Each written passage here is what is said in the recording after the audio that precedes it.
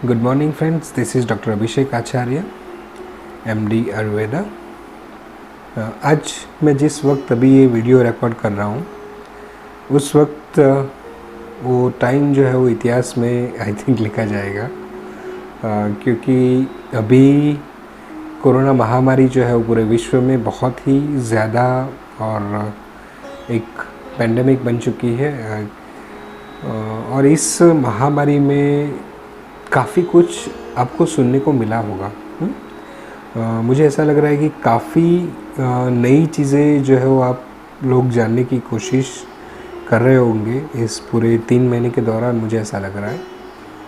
और बिकॉज़ अभी हमारा जो ये टेक्निकल पॉइंट ऑफ व्यू है वो बहुत ही ज़्यादा व्यापक हो चुका है, तो इसकी वजह से आपको हर एक इन्फॉर्मेशन जो है वो एक चुटकियों में मिल जाता है। ओके, तो इसमें मैं आपको एक वही बात करना चाहूँगा जो लोग आप अभी तक शायद वो बात के बारे में जानते होंगे मगर उस बात की गहराई के बारे में नहीं जानते होंगे। क्योंकि मैं उससे पहले एक कोरोना के बारे में बात कर लूँ। कोरोना ने आपको हाथ कैसे धोना वो तो सिखा दिया होगा। कोरोना ने आपको सोशल डिस्टेंसिंग कैसे रखना वो भी सिखा दिया होगा। कोरोना ने आपको थोड़ा सा मेंटली स्ट्रॉन्ग भी कर दिया होगा कि कैसे फाइनेंशियली अगर हम थोड़े से कम होते हैं स्ट्रॉन्ग, तो कैसे हम अपने घर को मैनेज कर पाएँ।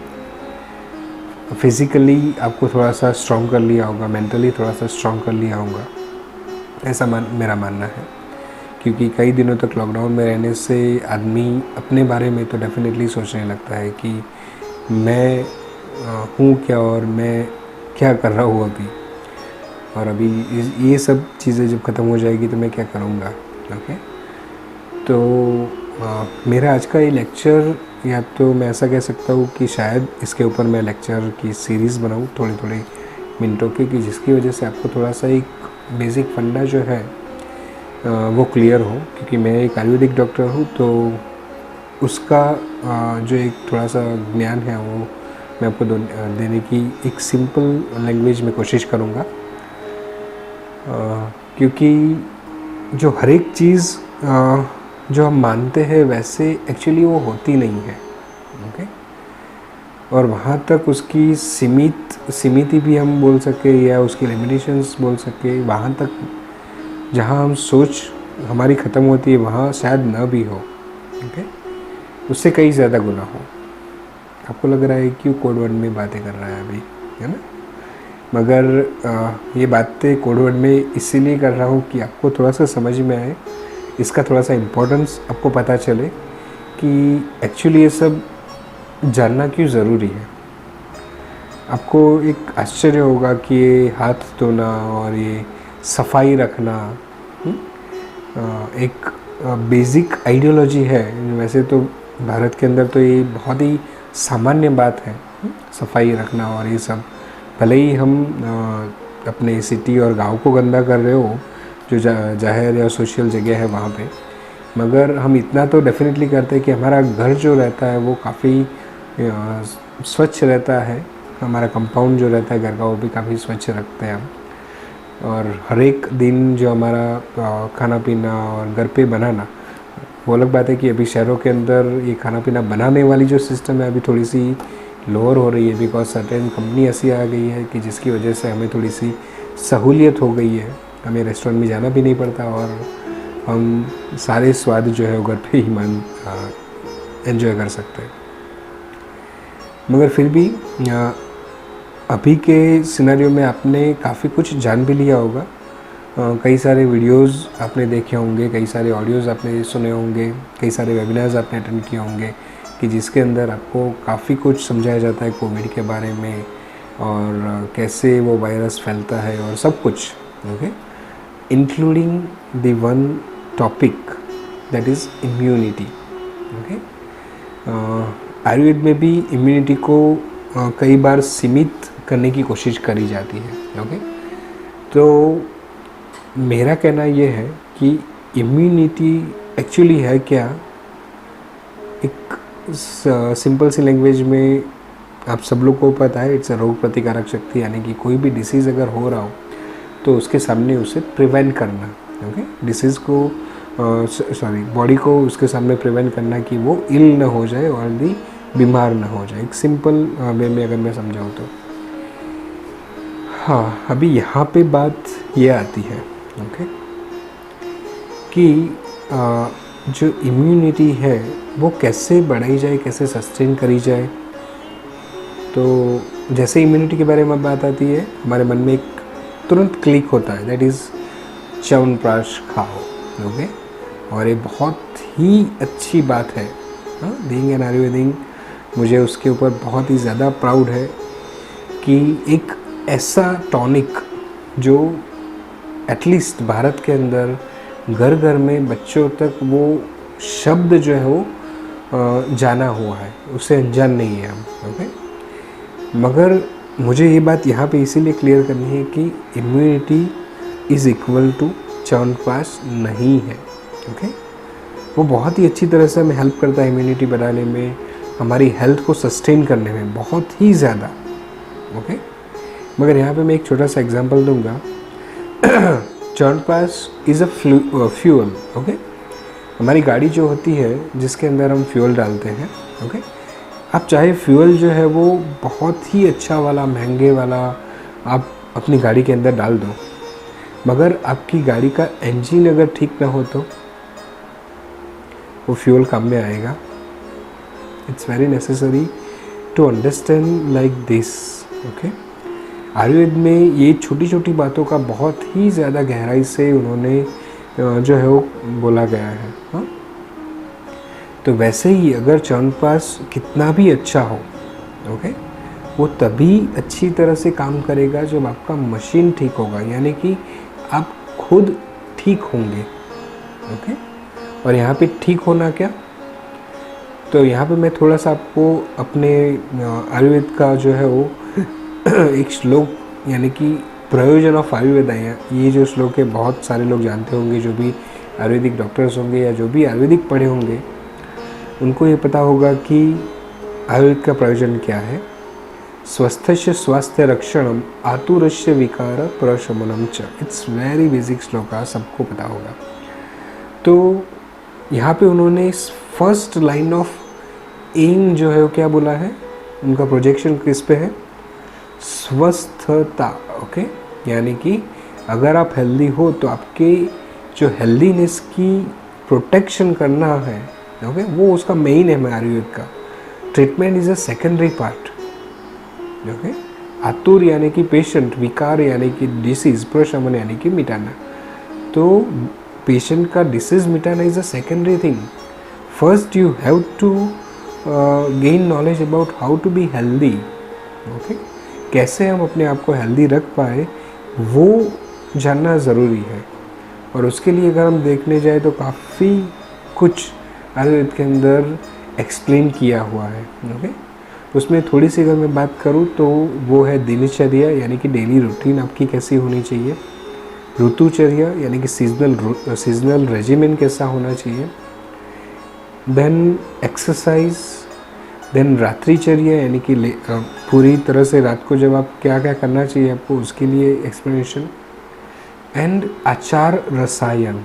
ओके, आचार रसायन यानी कि हाउ टू बिहेव इन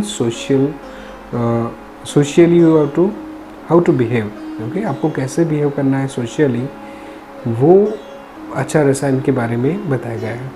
और ये सारी चीज़ें जो भी हम अभी कोरोना के वक्त जान रहे हैं वो सारी चीज़ें आचार रसायन के अंदर लिखी हुई है। तो अगर कोई भी उत्सुक हो इसके बारे में जानना तो आप आचार रसायन के बारे में जान सकते हो। आयुर्वेद के अंदर एक सब्जेक्ट आता है पढ़ने में, स्वस्थ वृत्त, यानी कि स्वस्थ यानी कि हेल्दीनेस, हेल्थ, और वृत्त यानी कि उसको कैसे हेल्दी रखा जाए। ओके, तो उसके अंदर आचार्य रसायन का पूरी तरह से डिटेलिंग किया होगा, हमारी संहिताओं के अंदर भी डिटेलिंग है, मगर इसके बारे में अभी मैं डिटेलिंग में बात नहीं कर रहा हूँ, बिकॉज एक एक लाइन को समझाना इट्स लाइक उसके लिए लेक्चर अलग से रखना।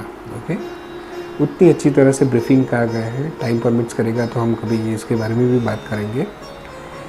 तो मुझे आज का लेक्चर जो मेरा है उसका प्रयोजन भी एक ही है कि आप लोगों को ये बात समझाना कि सर्टेन मेडिसिन्स हो, चाहे आयुर्वेद की हो, चाहे एलोपैथी हो, चाहे वैक्सीन्स हो, वो सभी काम करेगी डेफिनेटली। मैं ये नहीं कह रहा हूँ कि वो काम नहीं करती है, वैक्सीन भी काम करती है। अगर कोरोना की आप वैक्सीन लोगे तो आपको कोरोना नहीं होगा, ये ठीक है, ओके, मगर सिर्फ कोरोना नहीं होगा, ये जानना ज़रूरी है।